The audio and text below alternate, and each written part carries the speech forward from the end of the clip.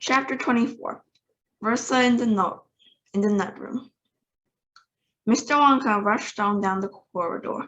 The nut room, it sounded on the next door they came to. All right, said Mr. Wonka. Stop here for a moment and catch your breath, and take a peek through the glass panel of this door. But don't go in. Whatever you do, don't go into the nut room. If you go in, you'll disturb the squirrels. Everyone crowded around the door. Oh, look, Grandpa, look, cried Charlie. Squirrels, shouted Rosa Salt. Crinky, said Mike TV. It was an amazing sight. 100 squirrels were seated upon high stools around a large table. On the table, there were molds and molds of walnuts, and the squirrels were all working away like mad, shelling the walnuts at a tremendous speed. These squirrels are especially trained for getting the nuts out of walnuts, Mr. Wonka explained. Why use squirrels? Mike TV asked. Why not use Oompa Loompas? Because, said Mr. Wonka, Oompa Loompas can't get the walnuts out of the shell in one piece. They always break them in two. No one except squirrels can get walnuts whole out of walnut shells each time. It is extremely difficult. But in my factory, I insist upon only whole walnuts. Therefore, I have to get squirrels to do this job. Aren't they wonderful, the way to get those nuts out? And see how they tap each walnut with the knuckles first to make sure it's not a bad one. If it's bad, it makes a hollow sound, and they don't bother to open it. They just throw it down the rubbish chute. Look, there, watch that squirrel nearest to us. I think he's got a bad one now. They watched the little squirrel as he tapped the walnut shell with his knuckles. He cocked his head to one side, listening intently. Then suddenly he threw a nut over his shoulders into a large hole in the floor. Hey, Mummy, shouted Versa Salt suddenly. I decided I want a squirrel. Give me one of those squirrels. Don't be silly, sweetheart, said Mrs. Salt. These all belong to Mr. Wonka. I don't care about that, shouted Rosa. I want one. All I've got at home is 2 dogs and 4 cats and 6 bunny rabbits and 2 parakeets and 3 canaries and a green parrot and a turtle and a bull goldfish and a cage of white mice and a silly old hamster. I want a squirrel. All right, my pet, Mrs. Salt said soothingly. Mummy will get you a squirrel just as soon as she possibly can. But I don't want any old squirrel, Rosa shouted. I want a trained squirrel. At this point, Mr. Salt, Rosa's father, stepped forward. Very well, Wonka, he said importantly, taking out a wallet full of money. How much do you want for one of these squirrels? Name your price. They're not for sale, Mr. Wonka answered. She can't have one. Who says I can't? Shouted Rosa. I'm going to go and get myself one right this minute. Don't, said Mr. Wonka quickly, but it was too late. The girl had already thrown open the door and rushed in. The moment she entered the room, 100 squirrels stopped what they were doing and turned their heads and stared at her with small black beady eyes. Rosa Salt stopped also and stared back at them. Then her gaze fell upon a pretty little squirrel sitting near her at the end of the table. The squirrel was holding a walnut in its paws. All right, Rosa said, I'll have you. She reached out her hands to get the squirrel. But as she did so, in that first split second when her hands started to go forward, there was a sudden flash of movement in the room, like a flash of brown lightning, and every single squirrel around the table took a flying leap towards her and landed on her body. 25 of them caught hold of her right arm and pinned it down. 25 more caught hold of her left arm and pinned that down. 25 caught hold of her left leg and anchored it to the ground. 24 caught hold of the left leg. The one remaining squirrel, obviously the leader of them all, climbed up to her shoulder and started tapping the wretched girl's head with its knuckles. Save her! Screamed Mrs. Salt. Versa, come back! What are they doing to her? They're testing to see if she's a bad nut, said Mr. Wonka. You watch. Versa struggled furiously, but the squirrels held her tight and she couldn't move. The squirrels on her shoulder went tapping the side of her head with its knuckles. Then, all at once, the squirrels pulled Versa to the ground and started carrying her across the floor. My goodness, she is a bad nut after all, said Mr. Wonka. Her head must have sounded quite hollow. Rosa kicked and screamed, but it was no use. The tiny paws held her tightly, and she couldn't escape. Why are they taking her? Shrieked Mrs. Salt. She's going downward. She's going where all the other bad nuts go, said Mr. Wonka, down the rubbish chute. By golly, she is going down the chute, said Mr. Salt, staring through the glass door at his daughter. Let's save her, cried Mrs. Salt. Too late, said Mr. Wonka. She's gone. And indeed she had. But where? Shrieked Mrs. Salt, flapping her arms. What happened to the bad nuts? Where does the chute go? That particular chute, Mr. Wonka told her, runs directly into the great big main rubbish pipe which carries away all the rubbish from every part of the factory. All the floor sweepings and potato peelings and rotten cabbages and fish heads and stuff like that. Who eats fish and cabbage and potatoes in this factory, I'd like to know, said Mike TV. I do, of course, answered Mrs. Salt. You don't think that I live on cocoa beans, do you? But, shrieked Mrs. Salt, where does the great big pipe go then? Why, to the furnace, of course, Mr. Wonka said calmly, to the incinerator. Mrs. Salt opened her huge white red mouth and started to scream. Don't worry, said Mr. Wonka. There's always a chance they decide not to light today. A chance? Yelled Mrs. Salt. My darling Rosa, she'll be sizzled like a sausage. Quite right, my dear, said Mr. Salt. Now see here, Wonka, he added. I think you've gone just a shade too far this time. I do indeed. My daughter may be a bit of a frump. I don't mind admitting it, but that doesn't mean that you can roast her to a crisp. I'll have you know I'm extremely cross about this. I really am. Oh, don't be cross, my dear sir, said Mr. Wonka. I expect she'll turn up again sooner or later. She may not even have gone down at all. She might be stuck in the chute just below the entrance hole. And if that's the case, all you have to do is go in and pull her out again. Hearing this, both Mr. and Mrs. Salt dashed into the nut room and ran over to the hole in the floor and peered in. Rosa, shouted Mrs. Salt, are you down here? There was no answer. Mrs. Salt bent farther forward to get a closer look. She was now keeling right on the edge of the hole with her head down and her enormous behind sticking up in the air like a giant mushroom. It was a dangerous position to be in. She only needed one little tiny push, one gentle nudge in the right place, and that is exactly what the squirrels gave her. Over she toppled into the hole head first, screeching like a parrot. Good gracious me, said Mr. Salt, as he watched his fat wife go tumbling down the hole. What a lot of rubbish there's going to be there today. He saw her disappear into darkness. What's it like down there, Angela? He called out. He leaned further forward. The squirrels rushed up behind him. Help! He shouted. But he was already toppling forward, and down the chute he went, just as his wife had done before him, and his daughter. Oh dear! Cried Charlie, who was watching with the others through the door. What on earth's going to happen to them now? I expect someone will catch them at the end of the retreat, said Mr. Wonka. Pour out the great fiery incinerator, asked Charlie. They only light it every other day, said Mr. Wonka. Perhaps this is one of the days when they let it go out. You never know. They might be lucky. Shh, said Grandpa Joe. Listen, here comes another song. From far down the corridor came the beating of drums. Then the singing began.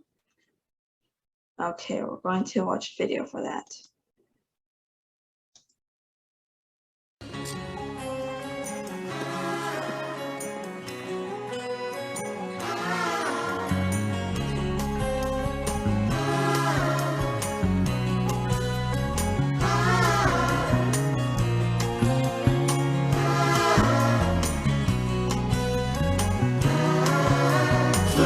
Salt, the little brute, has just gone down the garbage chute, and she will eat as descends. A rather different set of friends.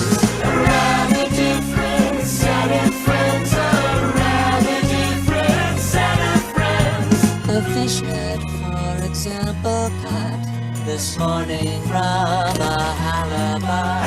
An oyster from an oyster stew. A steak that no one else would chew. And lots of other things as well, which with this rather horrid smell. Horrid smell.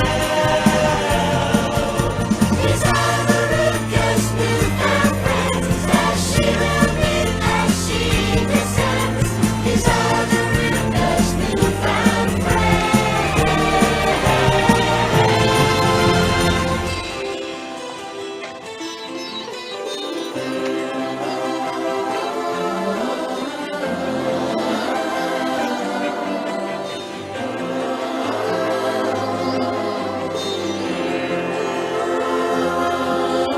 Who went and spoiled her, who indeed, who pandered to her every need.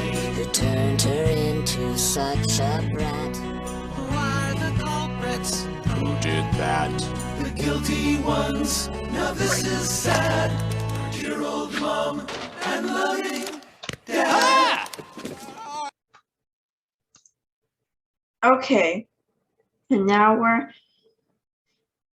cam's open. Okay, now we're done with this video. We'll continue. Okay, now chapter 25, the Great Glass Lift. I never seen anything like it, cried Mr. Wonka. The children are disappearing like rabbits. But you mustn't worry about it. They'll all come out in the wash. Mr. Wonka looked at the little group that stood beside him in the corridor. There was only 2 children left now, Mike TV and Charlie Bucket. And there were 3 grown-ups, Mr. and Mrs. TV and Grandpa Joe. Shall we move on? Mr. Wonka asked. Oh, yes, cried Charlie and Grandpa Joe both together. My feet are getting tired, said Mike TV. I want to watch television. If you're tired, then we better take the lift, said Mr. Wonka. It's over here. Come on, in we go. He skipped across the passage to a pair of double doors. The door slid open. The 2 children and grown-ups went in. Now then, cried Mr. Wonka, which button shall we press first? Take your pick. Charlie Bucket stared around him in astonishment. This was the craziest lift he had ever seen. There were buttons everywhere. The walls and even the ceiling were covered all over the rows and rows and rows of small black push buttons. There must have been 1,000 of them on each wall, and each 1,000 and another 1,000 on the ceiling. And now Charlie noticed that every single button had a tiny print label beside it, telling you which room you would be taken to if you pressed it. This isn't just an ordinary up and down lift, announced Mr. Wonka proudly. This lift can go sideways and long ways and slantways and any other way you can think of. It can visit any simple room in the entire factory, no matter where it is. You simply press the button and zing, you're off. Fantastic, murmured Grandpa Joe. His eyes were shining with excitement as he stared at the rows of buttons. The whole lift is made of thick, clear glass, Mr. Wonka declared. Walls, doors, ceilings, floor, everything is made of glass so that you can see out. But there's nothing to see, said Mike TV. Choose a button, said Mr. Wonka. The 2 children may press 1 button each. So take your pick. Hurry up. In every room, something delicious and wonderful is being made. Quickly, Charlie started reading some of the labels alongside the buttons. The rock candy mine, 10,000 feet deep, said on one. Coconut ice skating rinks, said on another. Then strawberry juice water pistols, toffee apple trees for planting out in your garden, all sizes. Exploding sweets for your enemies. Luminous lollies for eating in bed at night. Mint jubes for the boy next door to give him green teeth for a month. Cavity filling caramels, no more dentists. Stick jar for talked of parents. Wiggle sweets that wiggle delightfully in your tummy after swallowing. Invisible chocolate bars for eating in class. Sugar-coated pencils for sucking. Fizzy lemonade swimming pools. Magic hand fudge. When you hold it in your hand, you taste it in your mouth. Rainbow drops. Suck them and you can split in 6 different colors. Come on, cried Mr. Wonka. We can't wait all day. Is there a television room in this lot? Asked my TV. Certainly there's a television room, Mr. Wonka said. That button over there. He pointed with his finger. Everybody looked. Television chocolate, it said on the tiny label beside the button. Whoopee! Shouted Mike TV. That's for me. He stuck out his thumb and pressed the button. Instantly, there was a tremendous whizzing noise. The door slammed shut and the lift leapt away as though it had been stung by a wasp. But it leapt sideways, and all the passengers, except Mr. Wonka, who was holding onto a strap from the ceiling, were flung off their feet onto the floor. Get up, cried Mr. Wonka, roaring with laughter. But just as they were staggering at their feet, the lift changed direction and swerved violently around a corner, and over they went once more. Help! Shouted Mrs. TV. Take my hand, madame, said Mr. Wonka gallantly. There you are. Now grab the strap. Everybody grab a strap. The journey's not over yet. Old Grandpa Joe staggered at his feet and caught hold of the strap. Little Charlie, who couldn't possibly reach as high as that, put his arms around Grandpa Joe's legs and hung on tight. The lift rushed down at the speed of a rocket. Now it was beginning to climb. It was shooting up and up and up on a steep, slanty course, as if it was climbing a very steep hill, then suddenly, as though it had come to the top of a hill and gone over a precipice, it dropped like a stone, and Charlie felt his tummy coming right up into his throat. And Grandpa Joe shouted, "Yippee! Here we go!" Mrs. TV cried out, "The roof is broken! We're going to crash!" Miss Wonka said, "Calm yourself, my dear lady," and patted her comfortably on the arm. And then Grandpa Joe looked down at Charlie, who was clinging to his arms, and said, "Are you all right, Charlie?" Charlie shouted, "I love it! It's like being on a roller coaster!" And through the glass walls of the lift, as they rushed along, they caught sudden glimpse of strange and wonderful things going on in some of the other rooms. An enormous spout with brown sticky stuff oozing out of it onto the floor, a great craggy mountain made entirely of fudge with Oompa Loompas, all roped together for safety, hacking huge chunks of fudge out of its sides, a machine with white powder spraying out of it like a snowstorm, a lake of hot caramel with steam coming off it, a village of Oompa Loompas with tiny houses and streets and hundreds of Oompa Loompa children no more than 4 inches high playing in the streets. Now the lift began flattening out again, but it seemed to be going faster than ever, and Charlie could hear the scream of the wind outside as it hurled forwards, and it twisted, and it turned, and it went up, and it went down, and "I'm going to be sick!" yelled Mrs. TV, turning green in the face. "Please don't be sick," said Mr. Wonka. "Try and stop me," said Mrs. TV. "Then you better take this," said Mr. Wonka, and he swept his magnificent black top hat off his head and held it out upside down in front of Mrs. TV's mouth. "Can you make this awful thing stop?" ordered Mr. TV. "Can't do that," said Mr. Wonka. "It won't stop till we get there. I only hope no one's using the other lift at this moment." "What other lift?" screamed Mrs. TV. "The other one that goes the opposite way on the same track as this one," said Mr. Wonka. "Holy mackerel!" cried Mr. TV. "You mean that we might have a collision?" "I've always been lucky so far," said Mr. Wonka. "Now I am going to be sick," yelled Mrs. TV. No, said Mr. Wonka. Now, we're nearly there. Don't spoil my hat." The next moment, there was a screaming of brakes, and the lift began to slow down. Then it stopped altogether. "Some ride," said Mr. TV, wiping his great sweaty face with a handkerchief. "Never again," gasped Mrs. TV. And then the doors of the lift slid open, and Mr. Wonka said, "Just a minute now. Listen to me. I want everyone to be very careful in this room. This is dangerous stuff around in here, and you must not tamper with it." Now, Chapter 26, The Television Chocolate Room. The TV family, together with Charlie and Grandpa Joe, stepped out of the lift into a room so dazzling bright and dazzling white that they screwed up their eyes in pain and stopped walking. Mr. Wonka handed each of them a pair of dark glasses and said, "Put these on quick. Don't take them off in here, whatever you do. This light could blind you."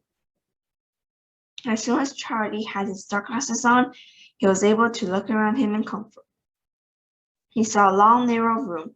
The room was painted white all over. Even the ceiling was white, and there wasn't a speck of dust anywhere.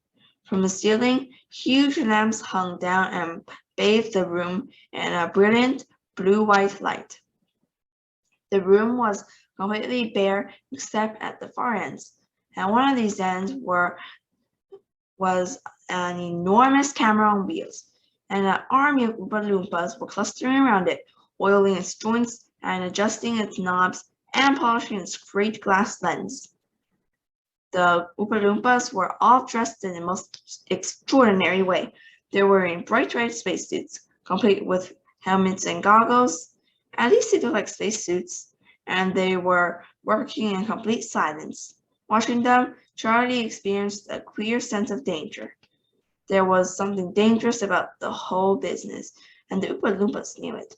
There was no chattering or singing among them here, and they moved about over the huge black camera slowly and carefully in their scarlet spacesuits. At the far end of the room, about 50 paces away from the camera, a single Oompa Loompa, also wearing a spacesuit, was sitting at a black table gazing at the screen of a very large television set. "Here we go!" cried Mr. Wonka, hopping up and down with excitement. "This is a testament for my very latest and greatest invention, television chocolate." "But what is television chocolate?"